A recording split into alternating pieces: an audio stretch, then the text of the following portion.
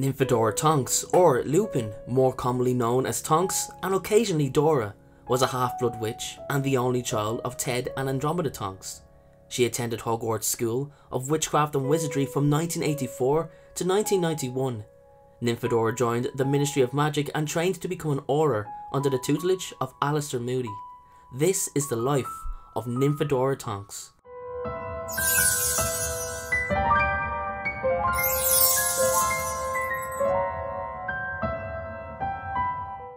Nymphadora was born in late 1972 to 1973 to Edward Tonks, a Muggle-born wizard, and Andromeda Tonks, a pure-blood witch and former member of the House of Black. Andromeda was burned off the family tree after marrying Edward, as he was a Muggle-born. This was considered a betrayal to her family. Her mother noticed that Nymphadora changed her hair colour on the day of her birth, meaning that she was a metamorphosis. Tonks began her first year at Hogwarts School of Witchcraft and Wizardry in 1984, and she was sorted into Hufflepuff House at the sorting ceremony. Her head of house was Professor Pomona Sprout, the herbology teacher, who did not make Tonks one of Hufflepuff's prefects in her 5th year because she lacked the ability to behave properly. Despite her behaviour, Tonks still achieved good marks on her exams and qualified for Auror training when she left school in 1991. This means that she presumably took Defence Against the Dark Arts, Transfiguration, Charms and Potions. She would have earned an outstanding or exceed expectations on all of her newts too, in order to be accepted into training. Being the daughter of the ostracised Andromeda Tonks, she was immediately rejected by the supremacists of the House of Black.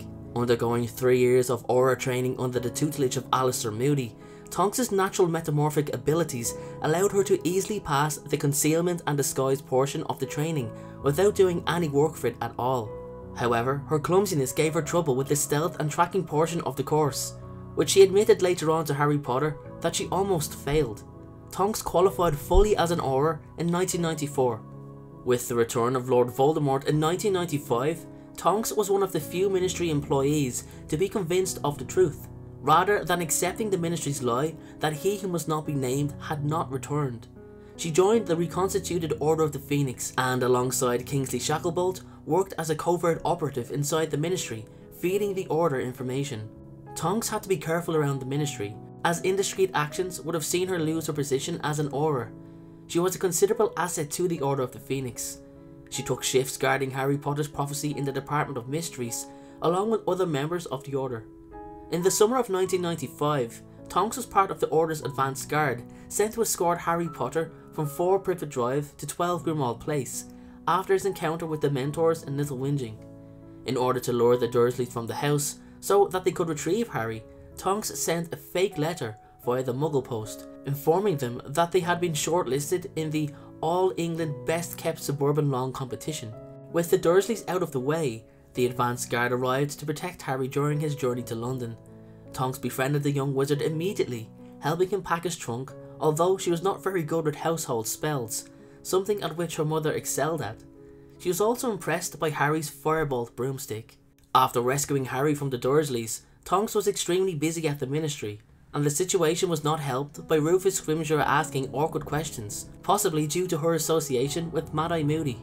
Still, she found the time to attend the party at Grimmauld Place for Ron Weasley and Hermione Granger to congratulate them on becoming prefects.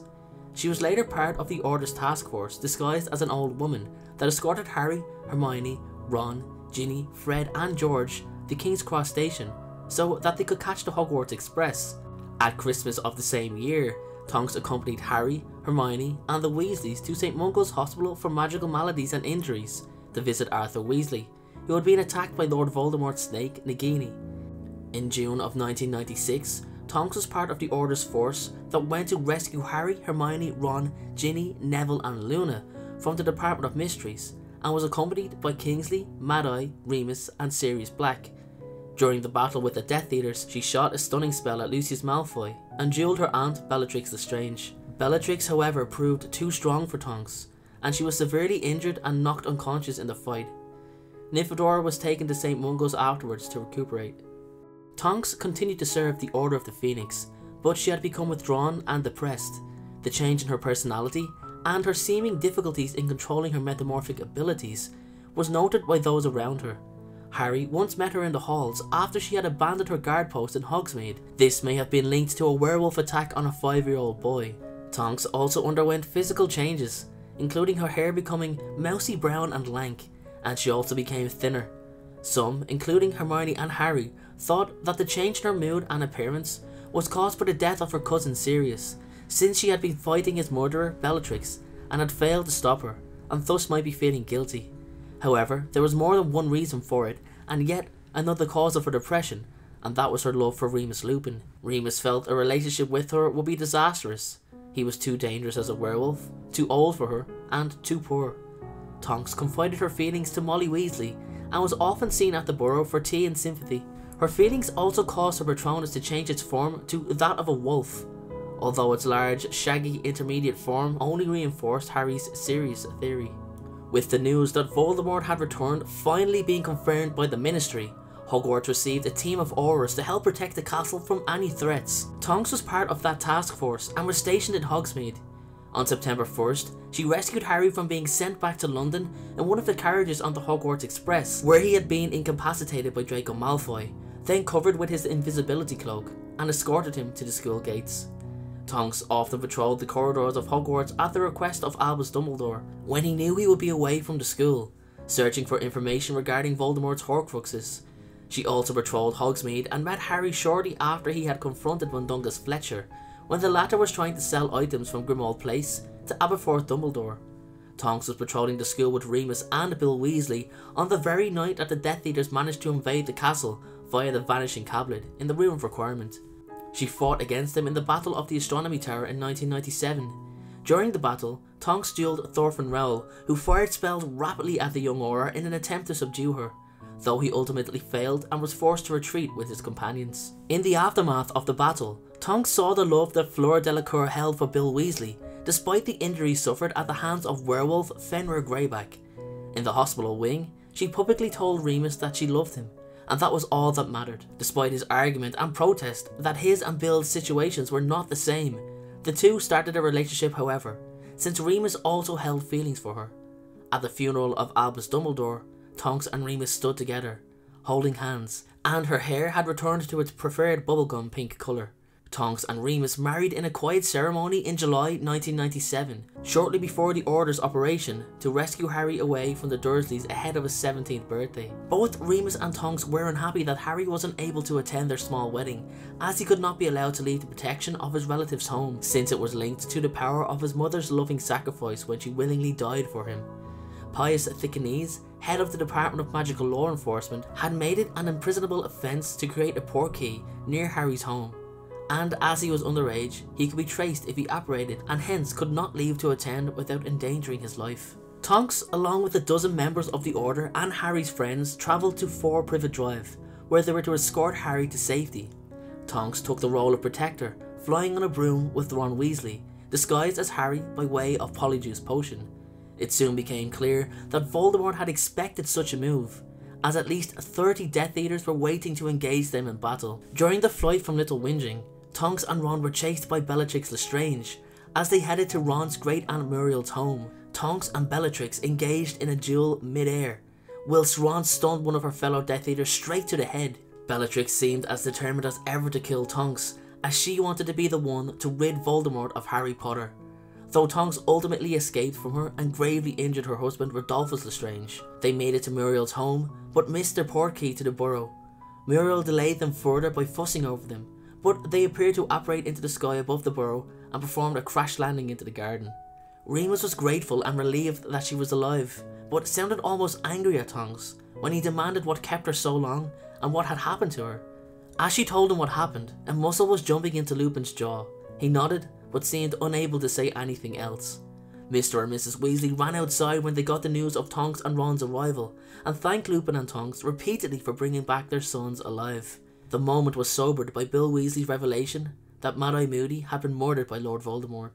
Tonks openly cried in front of her friends at the news that her beloved mentor had been murdered. She was Mad-Eye's favourite and his protege at the Ministry of Magic. In the days following, Tonks found out that she was expecting Remus's child. Remus seemed to become withdrawn and sullen at the news, but Tonks was over the moon and radiant, although she did not reveal why.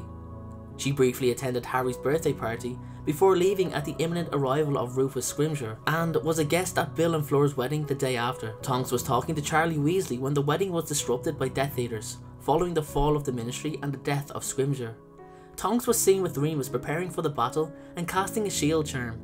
It can be presumed that she was questioned by the intruders, along with other guests, before being released. Shortly after the wedding, Tonks and Remus split up. Remus feared for the child Tonks was carrying, worried that the child would be a werewolf like him. All of his old fears over his relationship with Tonks resurfaced, and he withdrew from her rather than hurt her. She then moved back in with her parents. However, their split did not last very long. Remus, after arguing with Harry at 12 Grimmauld Place, finally saw sense and reunited with Tonks sometime before Christmas. Before Easter in 1998, Tonks learned that her father had been murdered by Snatchers. She ultimately gave birth to a son, Teddy Remus Lupin, just after Easter, and named him in honour of her late father. Tonks and Lupin both felt that Harry should become Teddy's godfather, and he gratefully accepted. To the relief of Remus, Teddy also inherited Tonks' metamorphic abilities, which he demonstrated mere hours after his birth, and showed no signs of lycanthropy. When Neville Longbottom had raised the call to arms for Dumbledore's army and the Order of the Phoenix to fight against the Death Eaters in the Battle of Hogwarts, Tonks initially did not answer the call, staying with her mother Andromeda and her infant son Teddy. However, she could not stand not knowing what was happening while Remus was fighting, and apparated to the Hog's Head and travelled through the tunnel in the bar into the Room of Requirement. She joined the battle and fired spells down at Death Eaters from a window of the castle before asking Aberforth Dumbledore if he had seen Remus.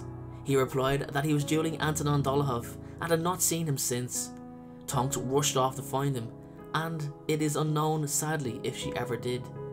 During the battle, Nymphadora was murdered by her own aunt, Bellatrix Lestrange, in the third duel between the two.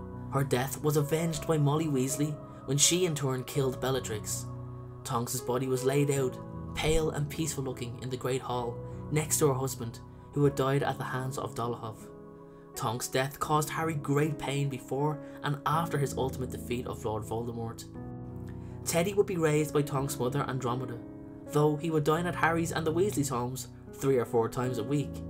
Teddy also seemed to have a close relationship with Bill Weasley's daughter, Victoire Weasley, making it possible that he could become an official member of the family Tonks herself had been so close to. Nymphadora Tonks was enthusiastic, bubbly, and easily able to make friends with people she had just met. She was eager and would often want to help. This is shown by her desire to get involved in the Battle of Hogwarts, despite first remaining at home. It was this selfless, caring nature of what appeared to be her wanting to contribute to the safety of friends and innocent students that inadvertently led to her tragic death, fighting against an unmerciful evil. That is all for today's video, everyone. I hope you all had a fantastic Christmas, and I hope you had a fantastic 2017, and I wish you all the best for 2018 and the months to come. That is all, as I said, for today's video. Make sure to follow me on Instagram, and what you see on the screen now is some of my other videos if you want to check them out, and on the right hand side is my new channel, Game of Throne Lore. Check out my first video on the Night King. Thanks again, everyone, and I hope you all have a great day.